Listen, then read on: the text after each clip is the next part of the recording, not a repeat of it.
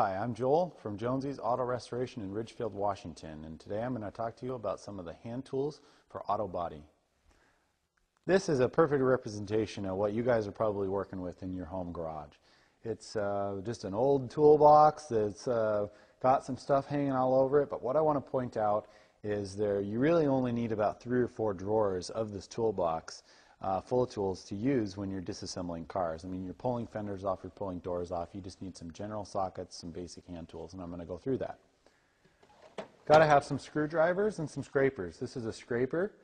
A lot of times the older cars, they're coated with undercoating, and you have to scrape that undercoating off before you can get to any of the hardware or the fasteners. This is a great tool for your home garage. It's a 4-in-1 screwdriver. It pulls apart, and it's got 4 different tips, Phillips and standard. So essentially this is 4 screwdrivers in one. Works amazingly well. Large flat-bladed screwdrivers, definitely a must, all the way down to small screwdrivers. This stuff can be readily picked up at your auto parts stores, home repair places, any place like that. I recommend you get a kit. Don't buy individual components. Buy a set of screwdrivers. Buy 2 because you never have enough screwdrivers. Kind of moving on, you need pliers. You need all kinds of different pliers to get clips. Long needle nose pliers, channel locks, smaller needle nose pliers, as well as some diagonal cutters. These cut wire, cut all kinds of different stuff. Those are a very valuable tool.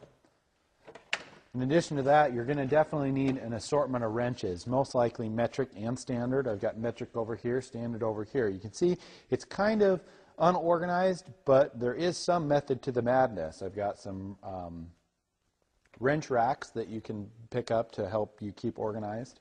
I've got a really large crescent wrench. Everybody needs to have a big crescent wrench. Some offset wrenches, just a wide assortment of hand tools and wrenches, going down to different socket sets, shallow and deep socket sets, as well as several different styles of ratchets. This one has a swiveling head and a bent handle.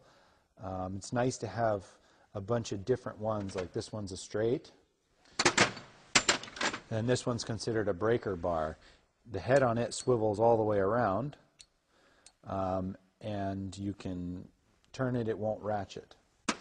On top of your regular sockets, it's nice to have screwdriver bits that you can run with one of these ratchets itself. So you can put that in there, and then you've got a screwdriver. A lot of times this distance makes it nice to get into tight places. Definitely going to want some kind of Allen wrenches. I recommend getting kits like this because then you won't lose them. They're all held kind of all together in one, and you can have it and throw it in your toolbox. This is just kind of the same thing, but 1/2-inch drive instead of 3/8 drive. If you're working on a budget, I would start with 1/2-inch drive and then fill out your toolbox with 3/8 drive and then finally down to 1/4. That's the designation on the ratchet drive size. This is a 1/2-inch drive ratchet. And you can get big sockets for this. This is a 1-inch socket and larger. So if you're doing auto body work, 90% of the stuff you are going to be removing is probably you're going to want to use like a 3/8 drive ratchet and socket set. Metric, even whether it's a standard car or American car or an import car, you're probably going to need some metric sockets. Pretty much anything older than 1975-ish, you just only need standard sockets. So that kind of fills out the rest of this toolbox. I'm